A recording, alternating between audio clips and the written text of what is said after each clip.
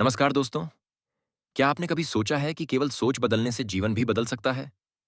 आज की कहानी एक भिखारी की है, जिसने सिर्फ एक बात से प्रेरित होकर खुद को बदल डाला। जानिए कैसे उसने फूलों को अपना व्यापार बनाया और खुद को भिखारी नहीं, एक व्यापारी बना डाला। ये सिर्फ कहानी नहीं, एक जीवन पाठ है। आइए सुनते हैं। किसी शहर के रेलवे स्टेशन पर एक भिखारी रहता था। वह वहां आने जाने वाली रेलगाड़ियों में बैठे यात्रियों से भीख मांगकर अपना पेट भरता था। एक दिन जब वह भीख मांग रहा था, तो सूट बूट पहने एक लंबा सा व्यक्ति उसे दिखा। उसने सोचा कि यह व्यक्ति बहुत अमीर लगता है, इससे भीख मांगने पर यह मुझे जरूर अच्छे पैसे देगा। वह उस लंबे व्यक्ति से भीख मांगने लगा। भिखारी को देखकर उस लंबे व्यक्ति ने कहा, तुम हमेशा मांगते ही रहते हो, क्या कभी किसी को कुछ देते भी हो? भिखारी बोला, साहब मैं तो भिखारी हूं, हमेशा लोगों से मांगता ही रहता हूं। मेरी इतनी औकात कहां कि किसी को कुछ दे सकूं। लंबा व्यक्ति बोला, जब किसी को कुछ दे नहीं सकते तो तुम्हें मांगने का भी कोई हक नहीं है। मैं एक व्यापारी हूं और लेन देन में ही विश्वास करता हूं। अगर तुम्हारे पास मुझे कुछ देने को हो, तभी मैं तुम्हें बदले में कुछ दे सकता हूं। इतना कहने के बाद वह लंबा आदमी ट्रेन में बैठकर चला गया। इधर भिखारी उसकी कही गई बात के बारे में सोचने लगा। उस लंबे व्यक्ति के द्वारा कही गई बात उस भिखारी के दिल में उतर गई। वह सोचने लगा कि शायद मुझे भीख में अधिक पैसा इसीलिए नहीं मिलता क्योंकि मैं उसके बदले में किसी को कुछ दे नहीं पाता हूं। लेकिन मैं तो भिखारी हूं, किसी को कुछ देने लायक भी नहीं हूं। लेकिन कब तक मैं लोगों को बिना कुछ दिए केवल मांगता ही रहूंगा? बहुत सोचने के बाद उस भिखारी ने निर्णय किया कि जो भी व्यक्ति उसे भीख देगा, उसके बदले में वह भी उस व्यक्ति को कुछ जरूर देगा। लेकिन अब उसके दिमाग में यह प्रश्न चल रहा था कि वह खुद भिखारी है, तो भीख के बदले में वह दूसरों को क्या दे सकता है? इस बात को सोचते हुए 2 दिन हो गए, लेकिन उसे अपने प्रश्न का कोई उत्तर नहीं मिला था। तीसरे दिन जब वह स्टेशन के पास बैठा हुआ था, तभी उसकी नज़र कुछ फूलों पर पड़ी जो स्टेशन के आसपास के पौधों पर खिल रहे थे। उसने सोचा, क्यों ना मैं लोगों को भीख के बदले कुछ फूल दे दिया करूं। उसको अपना यह विचार अच्छा लगा और उसने वहां से कुछ फूल तोड़ लिए। अब वह ट्रेन में भीख मांगने पहुंचा। अब जब भी कोई उसे भीख देता, तो उसके बदले में वह भीख देने वाले को कुछ फूल दे देता। उन फूलों को लोग खुश होकर अपने पास रख लेते थे। अब भिखारी रोज फूल तोड़ता और भीख के बदले में उन फूलों को लोगों में बांट देता था। कुछ ही दिनों में उसने महसूस किया कि अब उसे बहुत अधिक लोग भीख देने लगे हैं। वह स्टेशन के पास के सभी फूलों को तोड़ लाता था। जब तक उसके पास फूल रहते, तब तक उसे बहुत से लोग भीख देते थे। लेकिन जब फूल बांटते बांटते खत्म हो जाते, तो उसे भीख भी नहीं मिलती थी। अब रोज ऐसा ही चलता रहा। एक दिन जब वह भीख मांग रहा था, तो उसने देखा कि वही लंबा व्यक्ति ट्रेन में बैठा है, जिसकी वजह से उसे भीख के बदले फूल देने की प्रेरणा मिली थी। वह तुरंत उस व्यक्ति के पास पहुंच गया और भीख मांगते हुए बोला, आज मेरे पास आपको देने के लिए कुछ फूल है, आप मुझे भीख दीजिए, तो बदले में मैं आपको कुछ फूल दूंगा।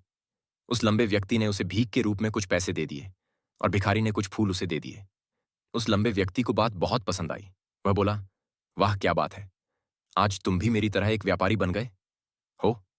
इतना कहकर फूल लेकर वह लंबा व्यक्ति अपने स्टेशन पर उतर गया। लेकिन उस लंबे व्यक्ति द्वारा कही गई बात एक बार फिर से उस भिखारी के दिल में उतर गई। वह बार बार उस लंबे व्यक्ति के द्वारा कही गई बात के बारे में सोचने लगा और बहुत खुश होने लगा। उसकी आंखें अब चमकने लगीं। उसे लगने लगा कि अब उसके हाथ सफलता की वह चाबी लग गई है, जिसके द्वारा वह अपने जीवन को बदल सकता है। वह तुरंत ट्रेन से नीचे उतरा और उत्साहित होकर बहुत तेज आवाज में ऊपर आसमान की तरफ देखकर बोला, मैं भिखारी नहीं हूं, मैं तो एक व्यापारी हूं, मैं भी अमीर बन सकता हूं। लोगों ने उसे देखा तो सोचा कि शायद यह भिखारी पागल हो गया है, और अगले दिन से वह भिखारी उस स्टेशन पर फिर कभी नहीं दिखा। लेकिन 6 महीने बाद इसी स्टेशन पर 2 व्यक्ति सूट बूट पहने हुए यात्रा कर रहे थे।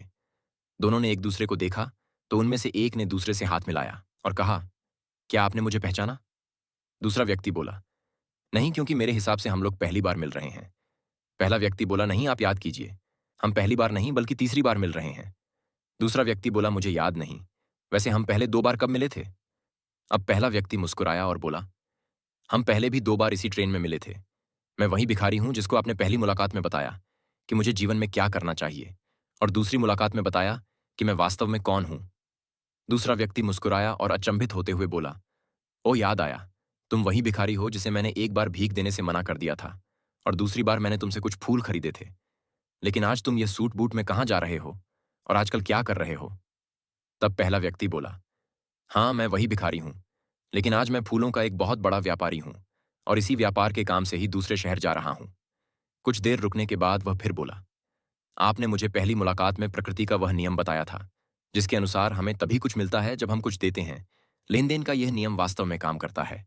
मैंने यह बहुत अच्छी तरह महसूस किया है।